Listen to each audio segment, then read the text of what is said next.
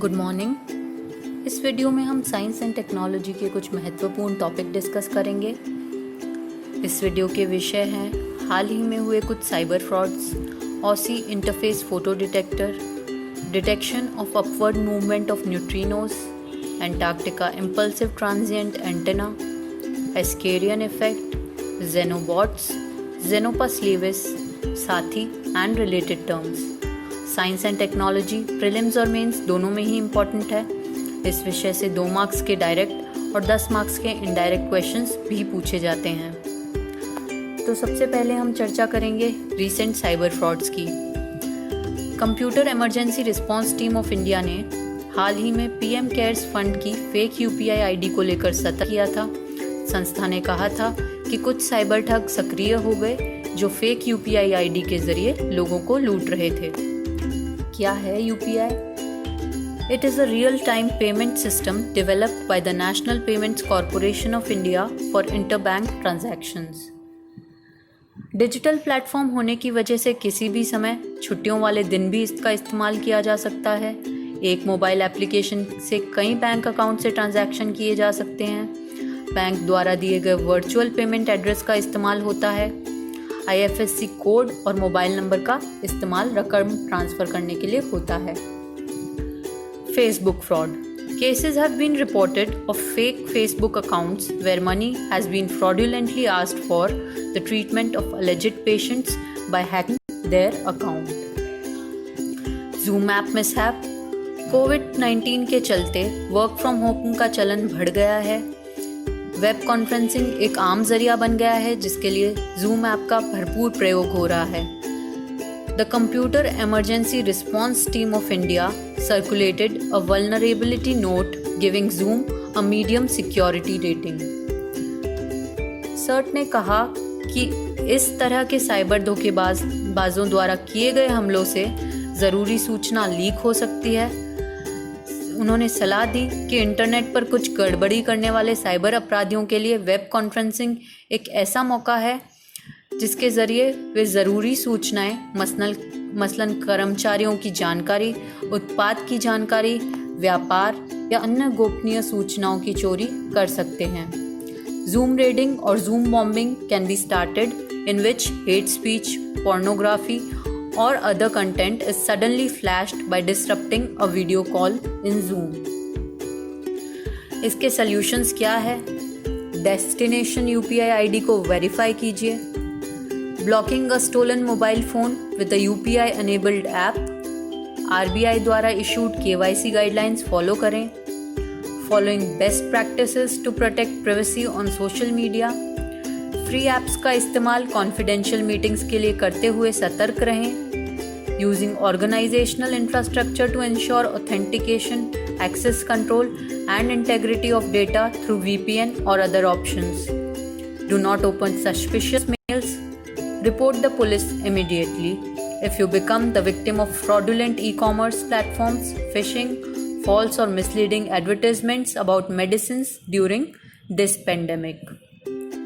इसके बाद हम चर्चा करेंगे ऑसी इंटरफेस फोटो डिटेक्टर की।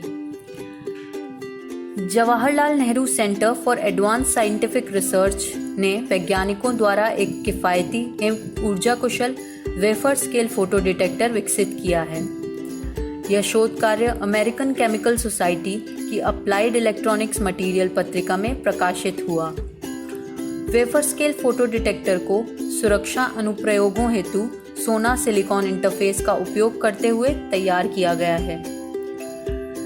Jawaharlal Nehru centre for advance scientific research is an autonomous institute under the department of science and technology.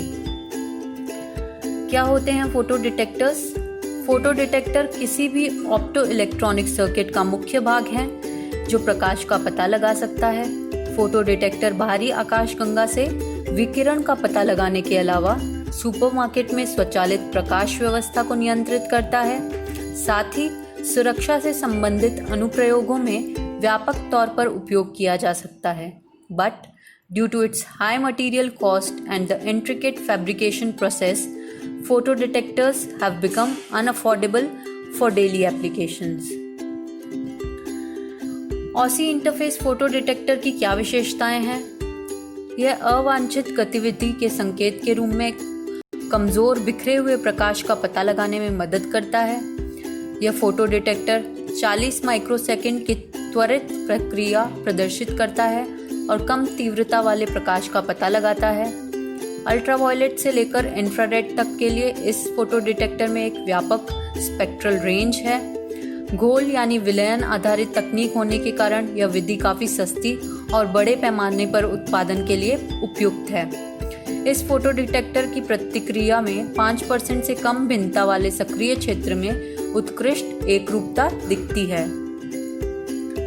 इसके बाद हम चर्चा करेंगे एंटार्क्टिक इम्पल्सिव ट्रांजिएंट एंटेना की।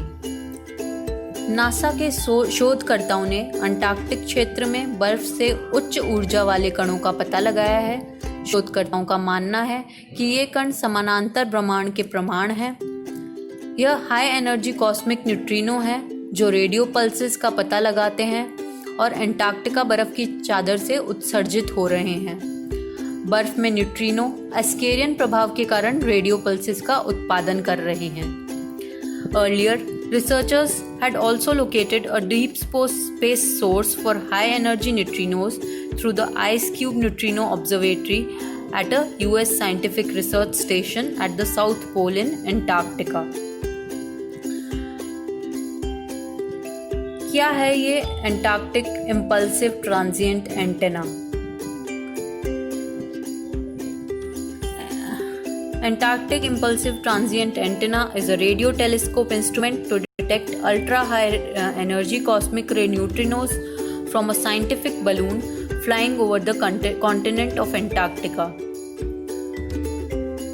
इसने अब तक 4 प्रमुख ब्रह्मांडीय किरणों का पता लगाया है। आकाश से आने वाली ब्रह्मांडीय किरणें बर्फ से परावर्तित होती हैं। यह उपकरण अंटार्कटिका के क्षेत्र में उड़ान भरने वाले वैज्ञानिक बलून के माध्यम से कॉस्मिक रे न्यूट्रिनो का पता लगाता है। यह नासा की पहली न्यूट्रिनो वेधशाला है। इंडिया की न्यूट्रिनो वेधशाला कहाँ स्थित है? बोदी waste hills reason in Theni, Tamil Nadu.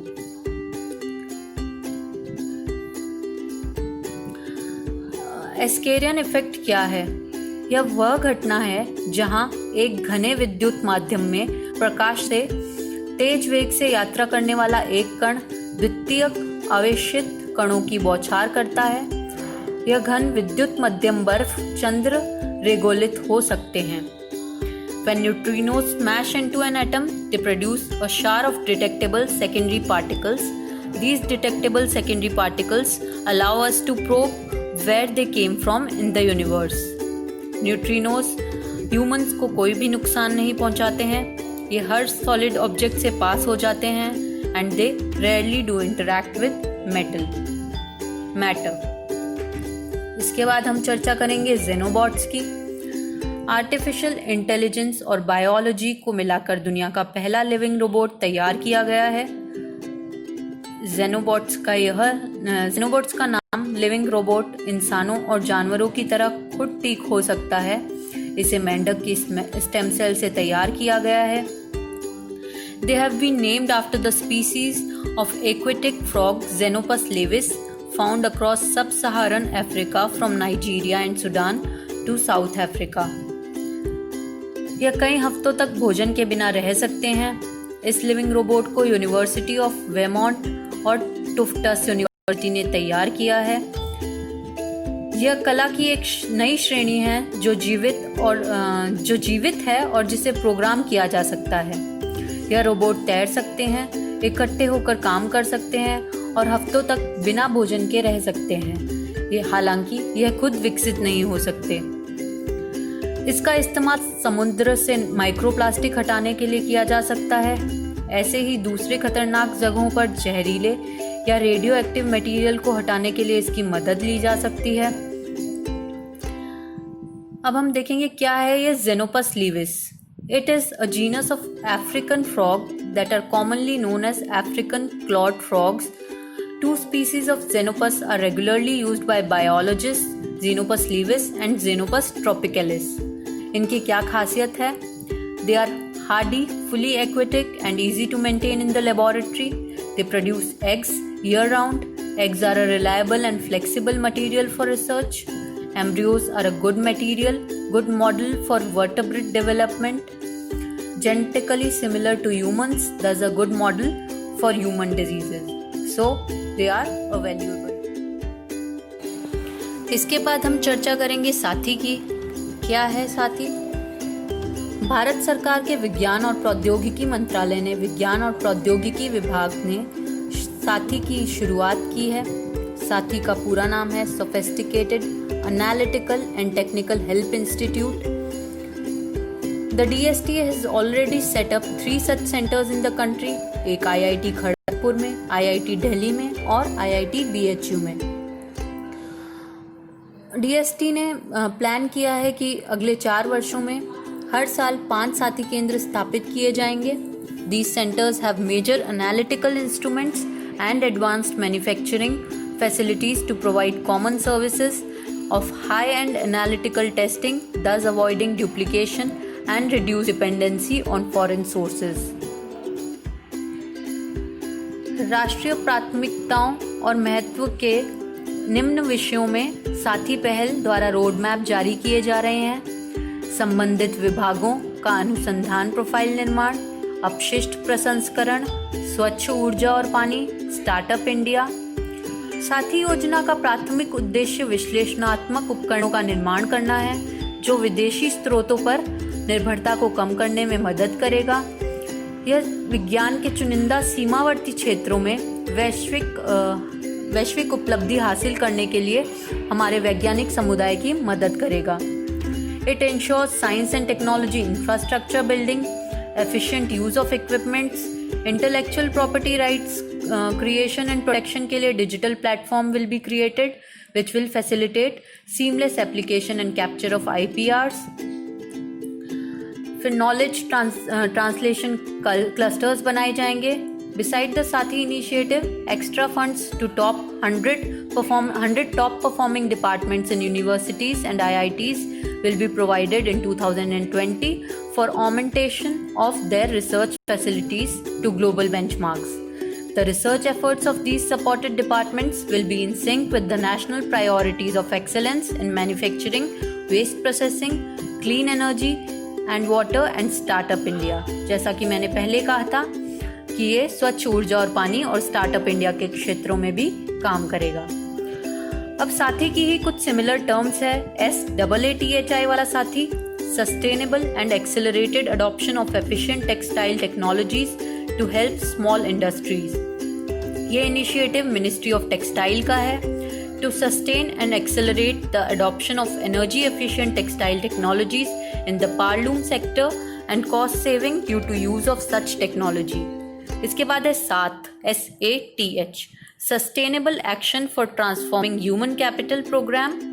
It is a programme of NITI Aayog. Its objective is to initiate transformation in the education and health sectors and build 3 future role model states. The programme addresses the need expressed by many states for technical support. तो साथी और साथ में आप difference देख लीजिए। If you like the video, please share it. Have a good day. Thank you.